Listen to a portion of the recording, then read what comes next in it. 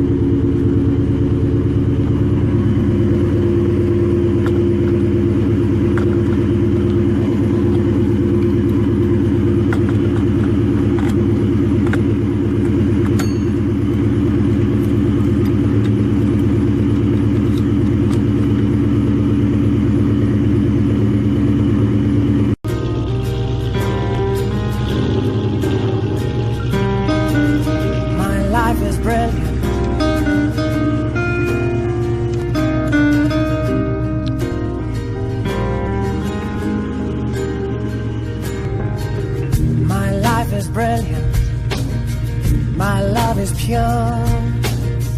I saw an angel, of that I'm sure. She smiled at me on the subway. She was with another man. I won't sleep on that, 'cause I've got a plan. You're beautiful, you're beautiful, you're beautiful, it's true. I saw your face in a crowded place, and I don't know what to. Good morning once again. This is Rev It Up Mustang Fanatic Productions Mechanic Edition. Today we have a '07 Infinity G35. This is a V6. We're having problems with a check engine light code P0014, which is a exhaust valve control timing bank 1. Bank 1 is on the passenger side, and so what that would be is the variable valve timing control solenoid. You have two. One on the left bank, one on the right bank, and it is on the bank 1, which is the left of the passenger side.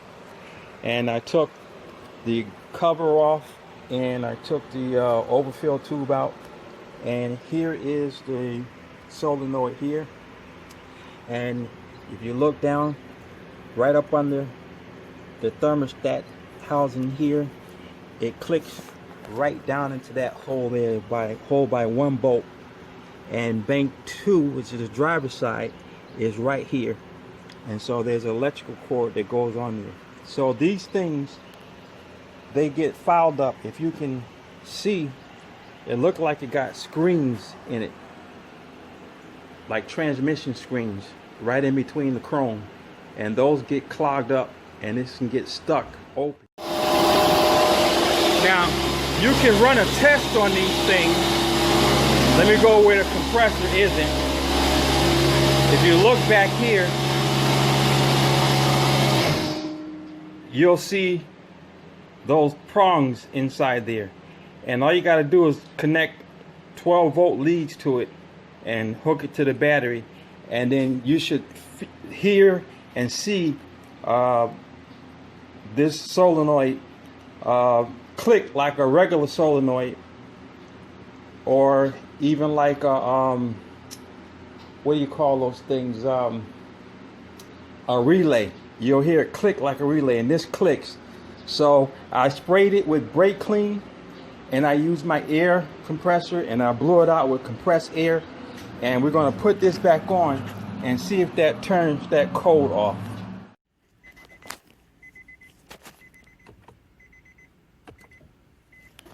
Okay, so now what I'm doing, I hooked my scan tool up to it, and here's the P004. Here's the P0014 code that was in here, and that's the exhaust valve timing control bank 1. So we cleaned that solenoid up. We know that solenoid is working. So what we're going to do, we're going to erase the code.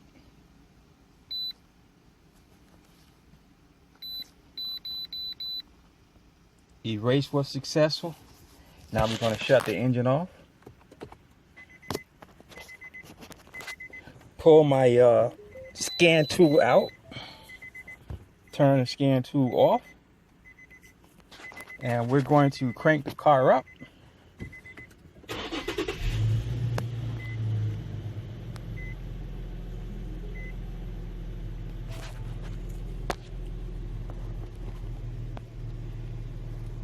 And we still got some sort of light on in here, but it's not a check engine light.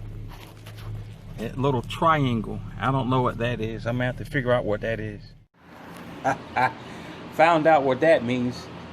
It means that the gas door open or you need gas, and this thing is near E. This is my granddaughter's car, and she rarely puts gas in this thing. So the check engine light is off, so I'm gonna go put some gas in it, take it for a ride, and see if that check engine light stays off, and see if I solve the problem. Okay, so while I was out test driving it, the check engine light did come back on. So we're gonna hook our scan tool back up and see if it brings up the same code. And if it does, then he's gonna have to get the variable valve timing control solenoid for bank 1, which is the passenger side. So let's see what our scan tool says. Okay, unfortunately, the old variable valve timing solenoid, I wasn't able to clean. The check engine light came back on, so we just got back from O'Reilly's, and we have a new one from Dorman's, and part number 916923. It was $140 and some change. And there's the electrical contact right there, and that's how clean it looks right there. That looks real clean inside there. Those are where the like the filters are for it, and the oil circulates through there, through the camshafts and everything. So this is the the passenger side one. So it's gonna go in just like this, and hopefully this is going to take care of that check engine light.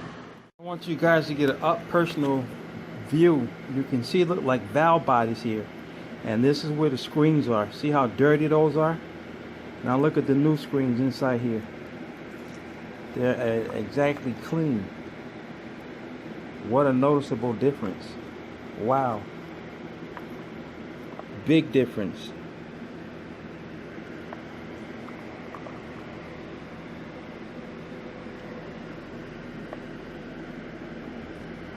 Yeah, so that should solve the problem right there. And there's the O-ring. There's where oil comes through. Wow, big difference. Okay, we put the overflow tank back on, which is just 2 bolts, 10 millimeter flip out of the way, and the bank 1 is on the passenger side, right up underneath this holes here. 1 bolt, 8 millimeter, takes it right on out, pull it out, connector, pull it in, put a new one in, connector. We discharged, took the negative battery cable off, put it back on. That reset the check engine light, so there should be no check engine light on. We'll start it, take it for a ride, and make sure no check engine lights are on. Okay, as of now, the only warning lights that we have on is the TPS, the tire pressure monitor sensor. Those things always go wrong, but we got 50 pounds of pressure in each one of the tires, and that little triangle there with the exclamation point, that is just a low fuel meter. So no check engine soon light on. We'll let it run. We'll take it for a ride and see how everything goes.